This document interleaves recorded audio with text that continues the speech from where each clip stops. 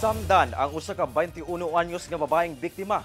Human kini misukol iyang gisuwayan og lugos o gidunggab sa sulod sa kwarto sa ilang panimalay sa General Santos City. Ang sospek silingan ra nga dunay daang gusto sa biktima. Ani ang report. Gilayong gidala sa ospital ang 21 anyos nga babae tungod sa asamad dinunggaban niini sa iyang baba, tiyan ug likod. Diyang napalgan sa mga kabanay sa iyang panimalay sa Purok Minanga, Barangay Buayan, General Santos City, pasado alas 3:30 sa kadlawon adlang Martes. Ang maong biktima, giingong gisulayan paglugos sa 22 anyos nga lalaking sospek nga silingan rasab. Nakasulod kini sa kwarto sa biktima sanglit dili malak ang pultahan niini. Gisulod siya. Nag-agi dito sa akong butika pa. Dito man akong kwarto, diretso pa subong sina.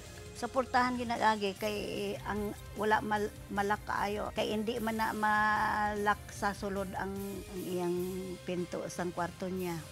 Gihadlok matud pa ang biktima pinaagi sa pagtutok sa baba niini sa dalang kutsilyo sa sospek.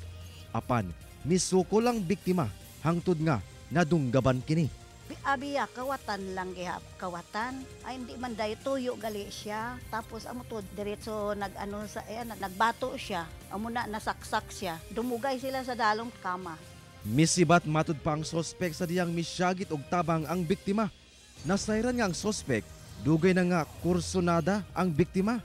Dugay naman daw kay ang mga barkada yan nag-ingon ganiha. Dugay na daw may nakagusto sa kay kwan hindi lang daw siya kaano. Sumala sa iyan sa sospek nga wala nila kini gitaguan. Wala ako sir na itago siya. Mas naman yung makita siya kaysa itago. Apan sa gipaygayong hot pursuit operation sa kapulisan, nadakpan ang sospek nga nagtago sa mga bakawan sa baybay sa maong barangay. So dako na itong kalipay kaya atong operative sa Police Station 3 o atong City Intelligence Unit. Wala yun na kabsi sa pag-asa, bisag pila naka-target place ang ilang giadto na tumbok yun ang gitaguan sa maong sospek.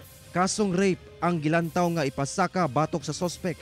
Wala kini miluwat og pahayag. Kauban si Gary Balantay ug Bong Vicencio, Efren Mamak. 1 Mindanao.